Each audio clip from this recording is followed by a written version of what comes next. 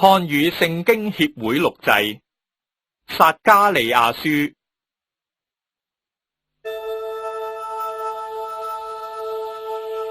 大利烏王第2年8月，主嘅說話臨到易多嘅孫比利家嘅仔先知撒迦利亞。主話：主曾經向你哋嘅列祖大大發怒，所以你要話俾以色列人聽，萬軍之主咁樣講，你哋要轉向我，我就轉向你哋。呢個係萬軍之主講嘅，唔好效法你哋嘅列祖。以前嘅先知曾經呼叫佢哋話，萬軍之主咁樣講，你哋要回頭離開你哋嘅惡道惡行。不過佢哋唔聽，亦唔信從我。呢個係主所講嘅。你哋嘅列祖喺邊度呢？嗰啲先知能夠永遠存活咩？但係我嘅言語同律例就係吩咐落我僕人眾先知嘅，唔係臨到你哋嘅列祖身上咩？佢哋就回頭話，萬軍之主決定按照我哋嘅行動作為對付我哋，佢已經實行咗啦。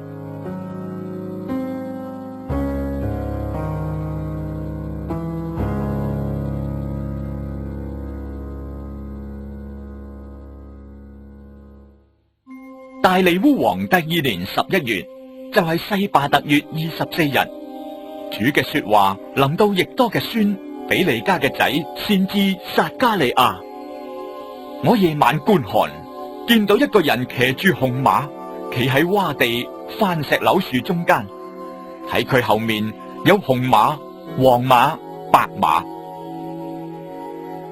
我對同我講說話嘅天使講：主啊，呢個係乜嘢意思？佢話：我要指示你呢個係乜嘢意思。嗰個企喺番石榴樹中間嘅人話：呢個係奉主差遣喺遍地走嚟走去嘅。嗰啲騎馬嘅對企喺番石榴樹中間主嘅使者講：我哋已經喺遍地走嚟走去，見到全地都安息平靜。於是主嘅使者話：萬軍之主啊，你惱恨耶路撒冷同猶大嘅城邑已經70年，你不施憐憫要到幾時呢？主就用美善嘅安慰說話回答嗰個同我講說話嘅天使。同我講說話嘅天使對我話：你要宣告萬軍之主咁樣講，我為耶路撒冷為錫安心裏面極其火熱，我非常惱恨嗰啲安逸嘅列國，因為我以前稍微向我嘅子民發嬲，佢哋就加害過分。所以主咁樣講，而家我翻到耶路撒冷，仍然施憐憫，我要喺嗰度重建我嘅殿，我要喺耶路撒冷之上拉準繩。呢個係萬軍之主講嘅。你要再宣告萬軍之主咁樣講，我嘅城邑一定再次豐盛發達，主一定再安慰錫安，揀選耶路撒冷。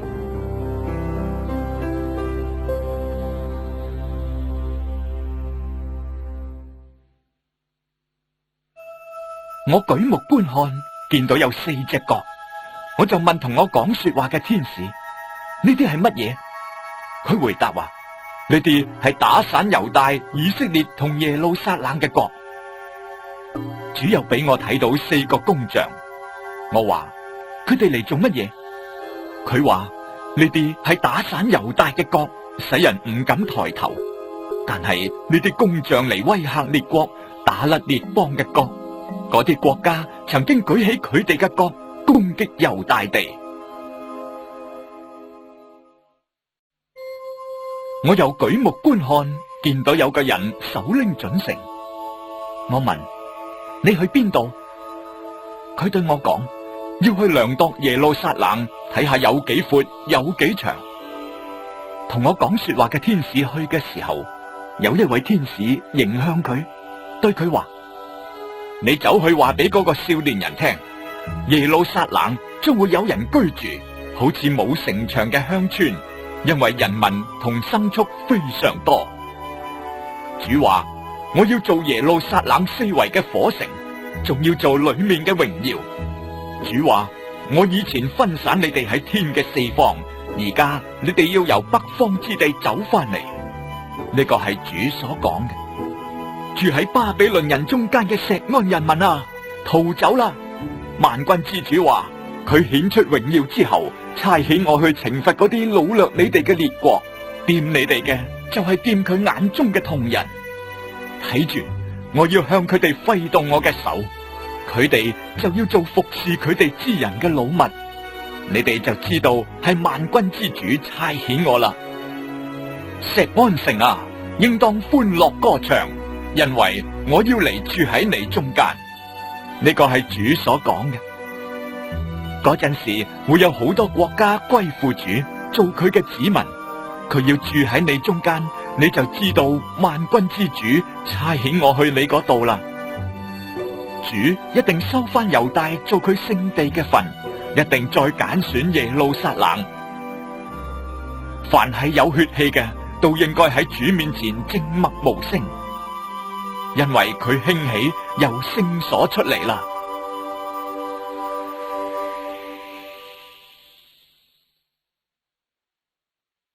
天使又指俾我睇，大祭司約書亞企喺主嘅使者面前，撒旦企喺約書亞嘅右邊同佢作對。主向撒旦話：撒旦，主責備你，揀選耶路撒冷嘅主責備你。呢個唔係由火裏面抽出嚟嘅一支柴咩？約書亞着住污穢嘅衣服，企喺使者面前。使者吩咐企喺面前嗰啲天使，佢話：你哋脫去佢污穢嘅衣服。又對約書亞話：睇下，我已經除去你嘅罪孽，要俾你着上華美嘅衣服。我話要將潔淨嘅禮冠戴喺佢頭上，佢哋就將潔淨嘅禮冠戴喺佢頭上，幫佢着上華美嘅衣服。主嘅使者喺旁邊站立。主嘅使者告誡約書亞：萬軍之主咁樣講，你如果遵行我嘅道，謹守我嘅命令，你就可以管理我嘅家，看守我嘅院宇。我亦要使你喺呢啲站立嘅人中間往來。大祭司約書亞，你同坐喺你面前嘅同伴都應該聽，佢哋係作為預兆嘅。我要使我僕人大衛嘅苗裔發出。睇住，我喺約書亞面前立咗塊石頭，喺塊石頭上面有7眼。萬軍之主話：我要親自雕刻呢塊石頭，又要喺一日之間消除呢塊地嘅罪孽。到嗰一日，你哋各人要請鄰舍坐喺葡萄樹同無花果樹下。呢個係萬軍之主所講嘅。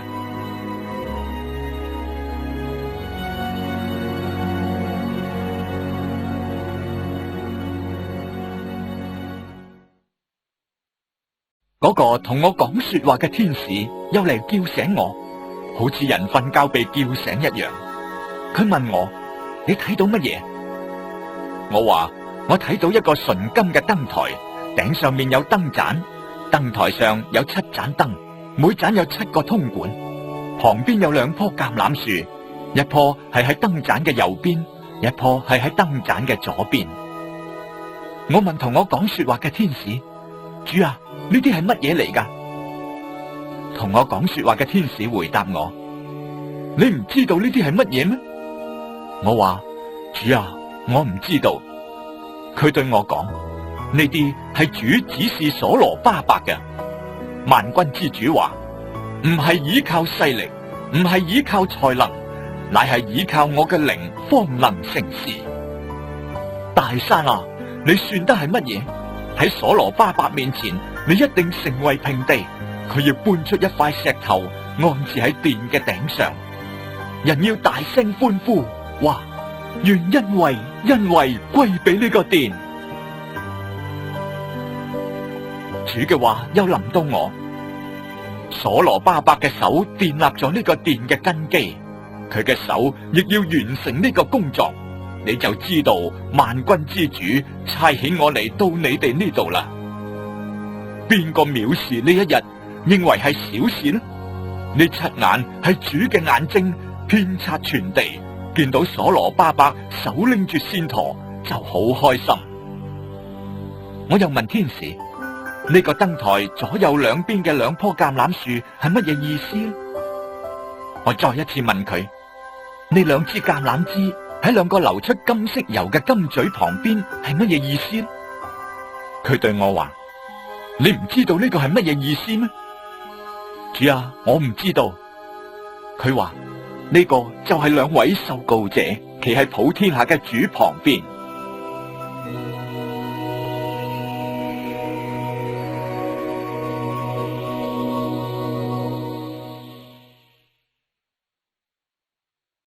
我又舉目觀看，見到有一卷飛行嘅書卷。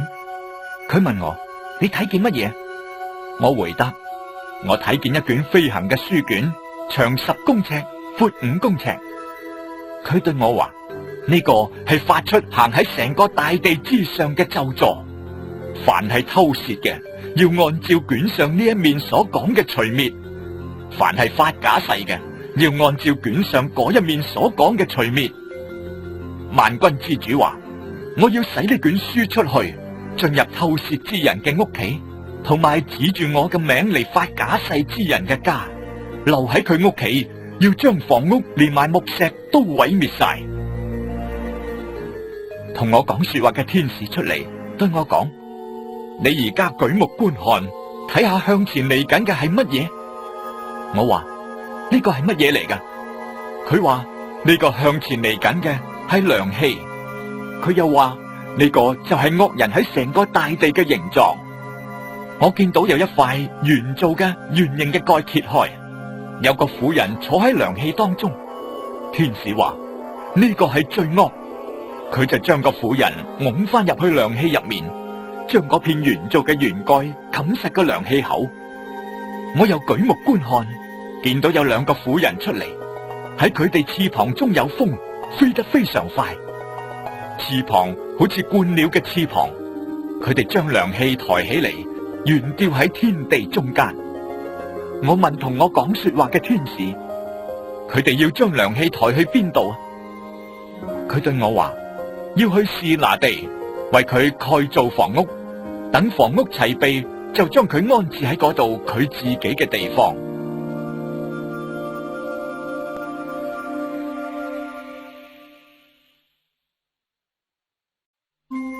我又舉目觀看，見到有4架車由2個山中間出嚟。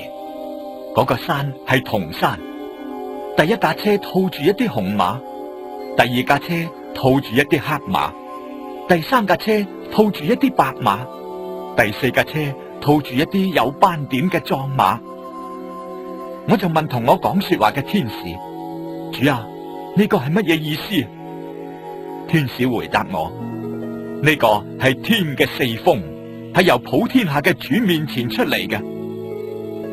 套住黑馬嘅車走去北方，白馬跟住佢後面，有斑點嘅馬走去南方。壯馬出嚟，要喺成個大地走嚟走去。天使話：你哋即管喺全地走嚟走去啦。佢哋就照做啦。佢又呼叫我睇下，走去北方嘅已經喺北方嘅國家平息我嘅心。主嘅話臨到我，佢話：你要喺秘魯人當中攞黑代、多比亞、耶大雅嘅金銀。呢3個人係由巴比倫嚟到西番雅個仔約西亞嘅屋企。嗰一日，你要入去佢嘅屋企，攞呢啲金銀做冠冕，戴喺約撒答個仔大祭司約書亞嘅頭上。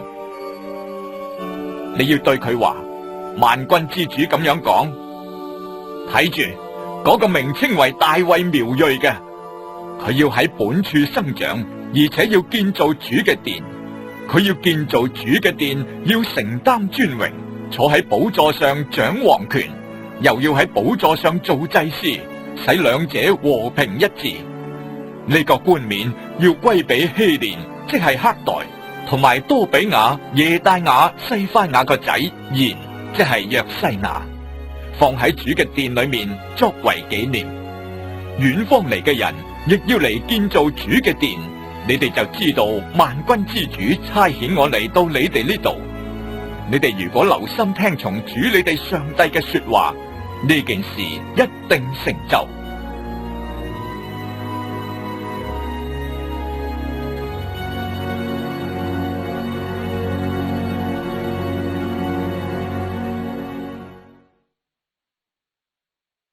大利烏王第4年9月，就係基斯流月初4日，主嘅說話臨到撒迦利亞。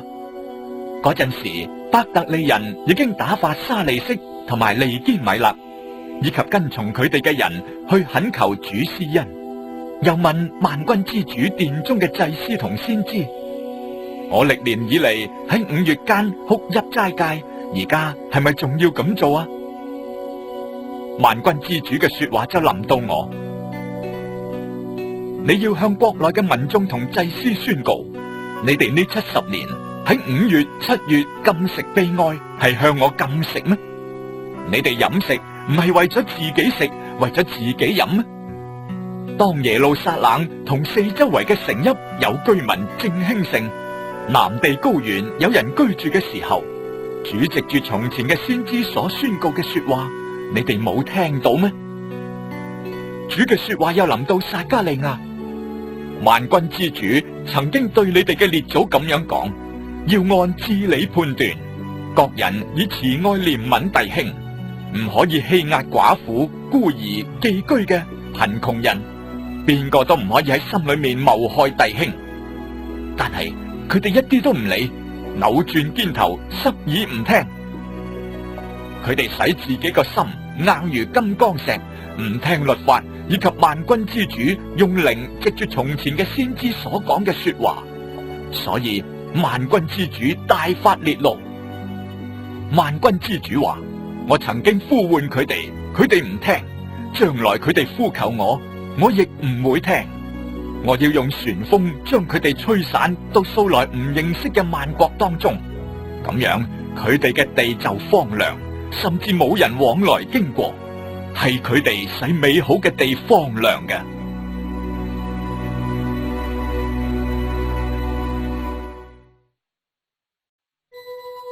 萬軍之主嘅說話臨到我，萬軍之主咁樣講：我為錫安心裏極其火熱，我為佢火熱，向佢嘅仇敵發烈怒。主宣告：我而家翻到錫安，要住喺耶路撒冷當中，耶路撒冷要稱為真理嘅城，萬軍之主嘅山要稱為聖山。萬軍之主咁樣講：將來要有年老嘅男女坐喺耶路撒冷街上，因為年紀老邁就手拎拐杖，城中街上都滿晒男孩女孩喺度玩。萬軍之主咁樣講：到嗰日，呢件事喺剩餘嘅人民眼中可能看為稀奇，但係喺我眼中都會看為稀奇咩？呢個係萬軍之主講嘅。萬軍之主咁樣講：我要由東方由西方救翻我嘅子民，我要帶領佢哋翻嚟，使佢哋住喺耶路撒冷，佢哋要做我嘅子民，我要憑誠實公義做佢哋嘅上帝。萬軍之主咁樣講：建造萬軍之主嘅殿，立根基之日嘅先知所講嘅說話，你哋聽過，所以務必要手中剛強。喺嗰一日之前，人民得唔到工錢，牲畜亦係咁樣，而且因為敵人嘅緣故，出入嘅人得唔到平安，因為我使眾人互相攻擊。但係而家我唔再好似以前咁樣對待呢啲剩餘嘅子民。呢個係萬軍之主講嘅，因為佢哋要平安撒種，葡萄樹會結果子，地土會有出產，天亦會降下甘露。我要使呢啲剩餘嘅子民享受呢一切嘅福。猶大家同以色列家，你哋從前喺列國中成為可咒詛嘅，我要拯救你哋，使人稱你哋為有福嘅。你哋唔好懼怕，手務必要剛強。萬軍之主咁樣講：你哋列祖惹我發怒嘅時候，我點樣決心降禍，絕無後悔。而家我照樣決心施恩俾耶路撒冷同猶大家。你哋唔好懼怕，你哋應該咁做。各人同鄰舍講說話誠實，喺城門口按知理判斷，使人和睦。邊個都唔可以心裏面謀害鄰舍，亦唔好中意發假誓，因為呢啲事都係我所恨惡嘅。呢個係主所講嘅。萬軍之主嘅說話臨到我，萬軍之主咁樣講：4月、5月禁食嘅日子，7月、10月禁食嘅日子，將會變為猶大家歡喜快樂嘅日子，歡樂嘅節期。所以你哋要喜愛誠實和平。萬軍之主咁樣話：將來會有列國嘅人同好多個城嘅居民嚟到，呢個城嘅居民會去到另一個城，話：我哋即刻去懇求主嘅恩惠，尋求萬軍之主啦！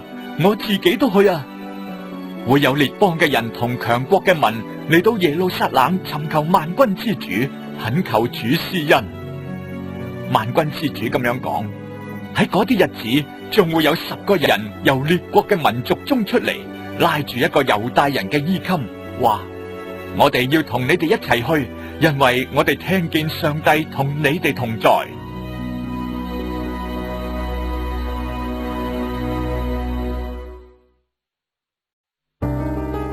主嘅默示臨到哈德拉地，落喺大馬士革，因為世人同以色列各支派嘅眼目都仰望主。又臨到大馬士革邊界嘅哈馬，又臨到推羅西頓。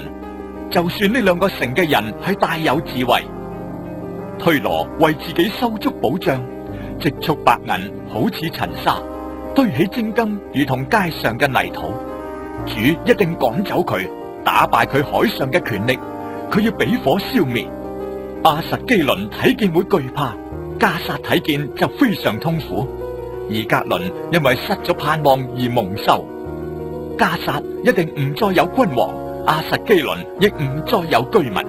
私生子要住喺亞實突，我要除滅非利士人嘅驕傲，我會除去佢口中帶血嘅肉，牙齒內可憎之物。佢要成為剩餘嘅人，歸俾我哋嘅上帝，喺猶大成為領袖。以革倫人要好似耶布斯人。我要喺我嘅家四周圍安營，使敵軍冇得任意往來，暴虐嘅人冇得再經過，因為我親眼看顧我嘅家。錫安人民啊，應當大大喜樂；耶路撒冷人民啊，應當歡呼。睇下，你嘅王嚟到你呢度，佢係公義嘅，而且施行拯救，謙謙和和咁騎住驢，就係騎住驢嘅駒子。我要除滅以法蓮嘅戰車，耶路撒冷嘅戰馬，爭戰嘅弓亦要除滅。佢要向列國講和平，佢嘅權柄要由呢個海管到嗰個海，從大河管到地極。錫安啊，為咗我同你立約嘅血，我要將你中間被囚禁嘅人由冇水嘅深坑釋放出嚟。你哋被囚而有盼望嘅人都要回轉翻去保障嗰度。我今日講明，我一定加倍賜福俾你哋。我將猶大作為我拉開嘅弓，我用以法蓮做我嘅箭。錫安啊，我要激發你嘅眾子，攻擊希臘嘅眾子，使你好似勇士嘅刀。主要顯現喺佢哋之上，佢嘅箭會射出似閃電。主耶和華要吹號角，乘住南方嘅旋風飛行。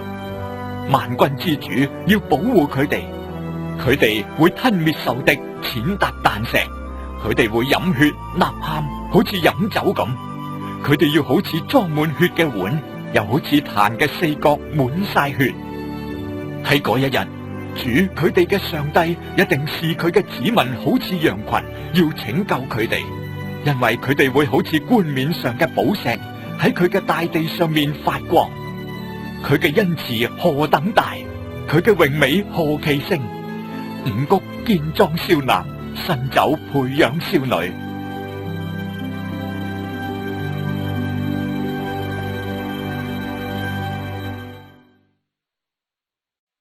春雨嘅時候，你哋要向發閃電嘅主求雨，佢會為眾人降下甘霖，使田園生長蔬菜。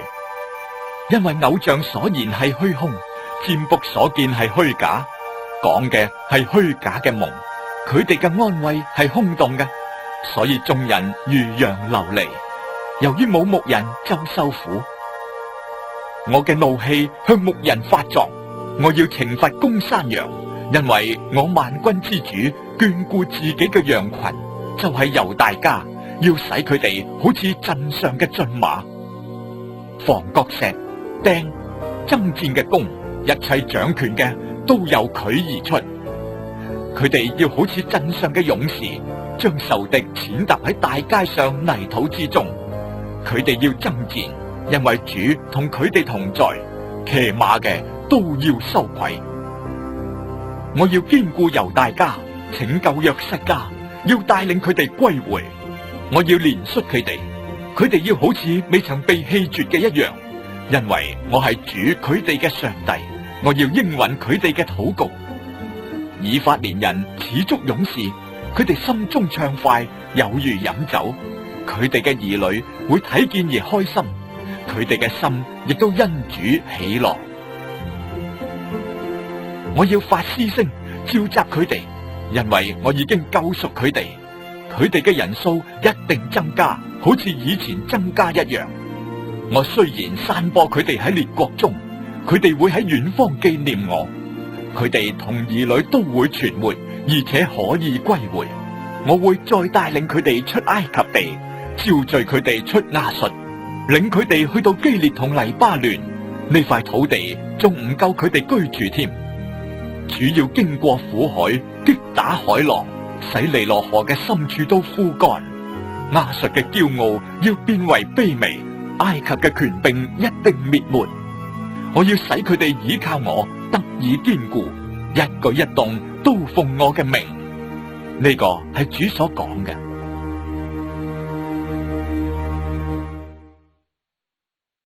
黎巴嫩啊，打開你嘅門啦，任由啲火燒滅你嘅香柏樹啦。松樹啊，應當哀號，因為香柏樹傾倒，佳美嘅樹毀壞。巴山嘅橡樹啊，應當哀號，因為茂盛嘅樹林都砍低晒。聽啊，有牧人哀號嘅聲音，因為佢哋榮華嘅草場毀壞晒。有少壯獅子咆哮嘅聲音，因為約旦河邊嘅叢林荒廢啦。主我嘅上帝咁樣講，你撒迦利亞要牧養呢啲將要宰殺嘅群羊，買佢哋嘅人宰殺佢哋，仲當自己無罪。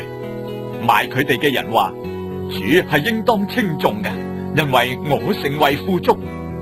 牧養佢哋嘅人唔憐恤佢哋。主話，我唔再憐恤呢塊地嘅居民，要將呢啲人民交俾各人嘅鄰舍，同埋佢哋個王嘅手中。佢哋要毀滅呢塊地，我唔會救呢啲人民脫離佢哋嘅手。於是我牧養呢啲將要宰殺嘅群羊，就係羊群中最困苦嘅羊。我拎住兩支杖，一支我稱為榮美，一支我稱為聯索。就咁樣，我牧養呢群羊。1個月之內，我除滅咗3個牧人，因為我嘅心厭煩佢哋，佢哋嘅心亦憎厭我。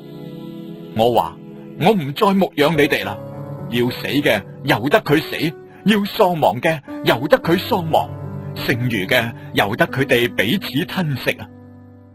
我截斷嗰支稱為榮美嘅杖，表明我廢棄同萬民所立嘅約，當日就廢棄咗。咁樣，嗰啲仰望我嘅困苦羊就知道係主嘅說話。我對佢哋講，你哋如果覺得好，就俾工錢我，唔係嘅話就算啦。於是佢哋俾咗30塊錢作為我嘅工錢。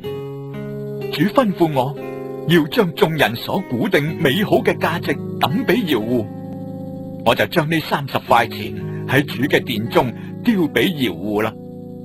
我又截斷稱為聯索嘅嗰支杖，表明我廢棄猶大同以色列弟兄嘅情誼。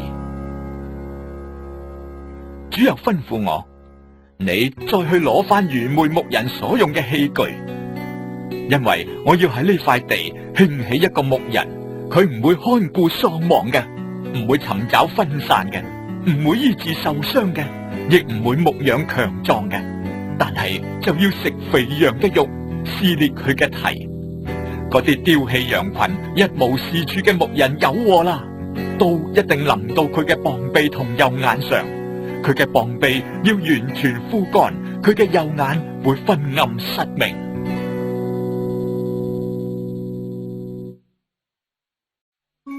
主論到以色列嘅默示，鋪張諸天，建立地基，做人裏面嘅靈嘅主話：我要使耶路撒冷被圍困嘅時候，向四周圍列國嘅人民成為令人分醉嘅杯。呢個默示亦論到猶大。嗰一日，我要使耶路撒冷向聚集攻擊佢嘅萬民做一塊沉重嘅石頭，凡係舉起嘅都會受重傷。主話：到嗰日，我要擊打所有馬匹，使佢哋驚惶；擊打騎馬嘅，使佢哋癲狂。我要看顧猶大家，使列國所有馬匹都變成瞎眼。猶大嘅族長心裏面話：耶路撒冷居民倚靠萬軍之主佢哋嘅上帝，成為我哋嘅能力。嗰一日，我要使猶大嘅族長好似火盆喺木柴當中，十足火把喺禾捆裏面。佢哋一定左左右右消滅晒四周圍列國嘅人民。耶路撒冷人仍然會住喺本處，就係耶路撒冷。主要先拯救猶大嘅帳篷，免得大衛家嘅榮耀同耶路撒冷居民嘅榮耀勝過猶大。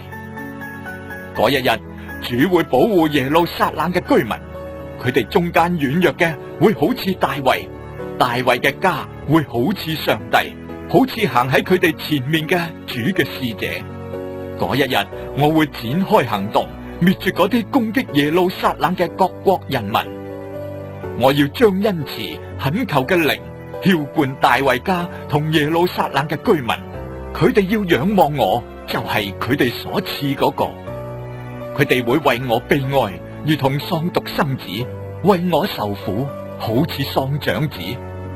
嗰一日，耶路撒冷會有大大嘅悲哀，好似米吉多平原嘅哈達林門嘅悲哀。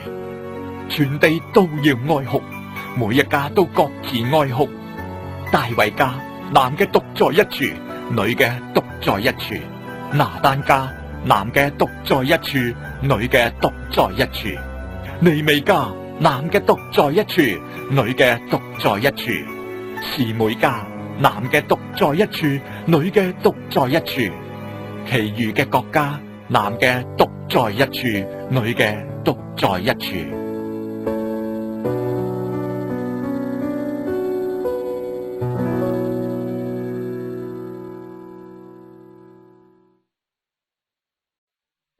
嗰一日，一定有個泉源開俾大衛家同耶路撒冷居民，清洗罪惡同污穢。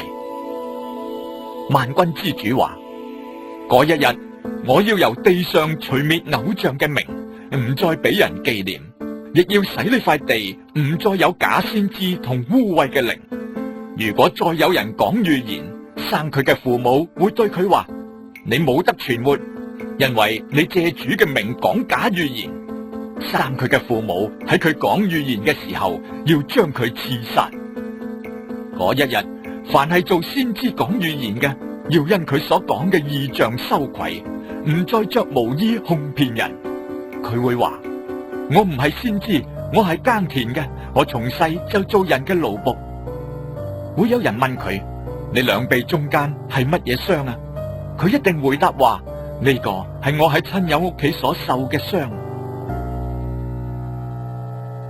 萬軍之主話：刀劍啊，要興起，攻擊我嘅牧人同我嘅同伴，擊打牧人，羊就分散。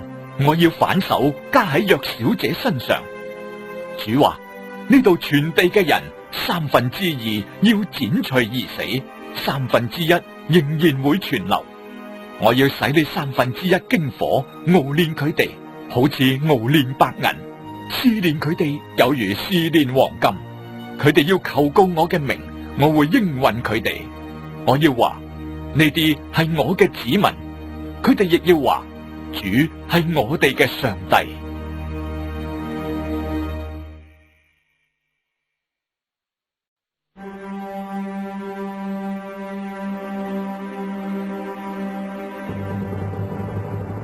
主嘅日子臨近，你嘅財物要被搶掠，喺你中間分散，因為我要聚集萬國同耶路撒冷爭戰，城要被攻取，房屋被搶奪，婦女被玷污，城中嘅人一半被擄走，剩低嘅人仍然喺城中不知剪除。